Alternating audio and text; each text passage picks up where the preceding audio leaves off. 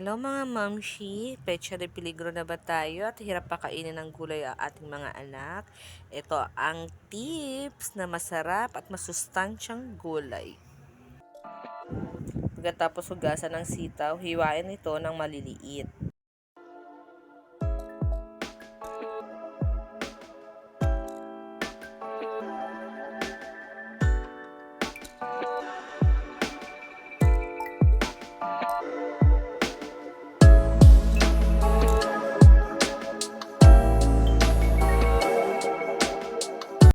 Hiwain pati ang carrots ng maliliit na size.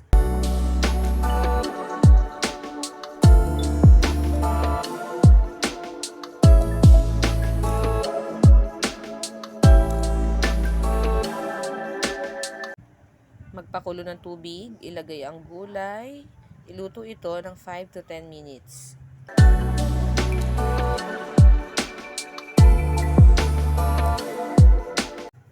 After 10 minutes, pwede na itong hanguin.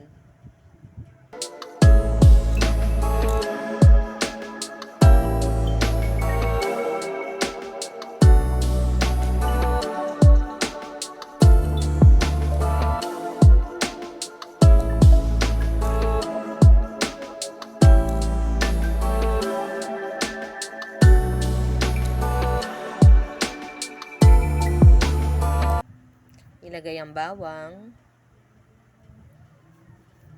sibuyas, bell pepper,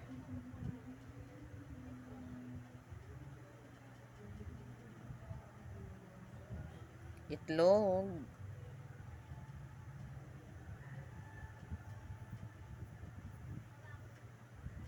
one cup ng harina,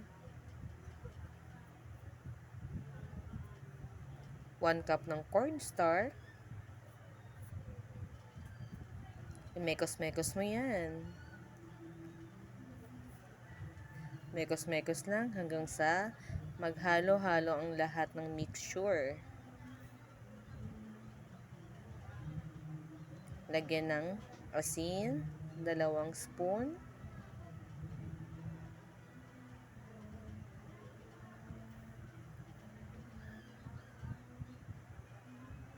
Maglagay ng powder pepper, 1 spoon. At imekos-mekos mo yan. Mekos-mekos lang hanggang sa maghalo-halo.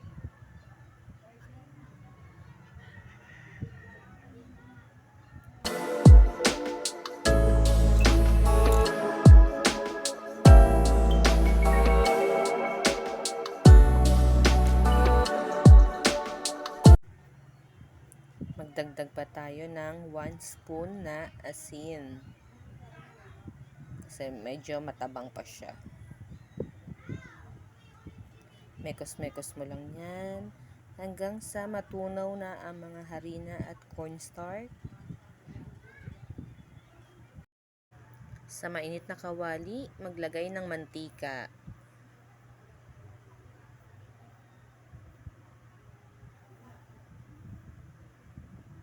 Pwede nating ilagay ang ating gulay na masarap, na mas gugustuhan ng mga chikiting.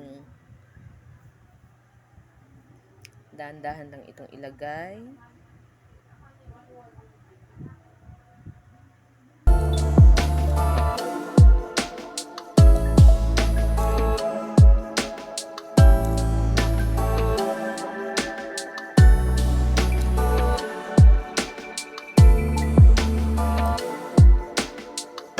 Antayin ito hanggang sa mag golden brown na.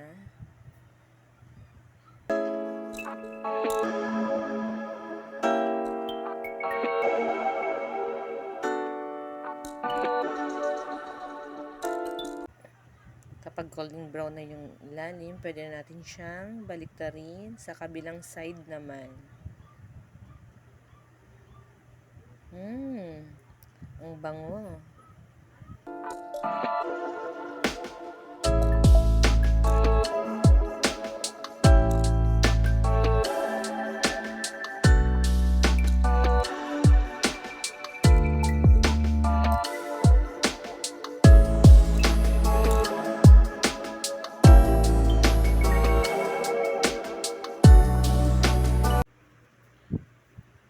Pagluto na ito, pwede na itong hanguin at itaktak ang mantika.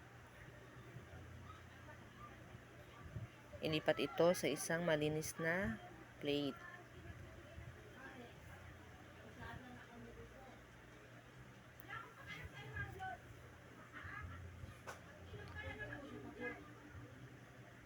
Yan. Luto na. Pwede na itong iserve sa ating mga anak na hirap pakainin ng gulay. Isang tips ito, mga mamshi. Tikman na natin. Amoy pa lang masarap na. Sarap.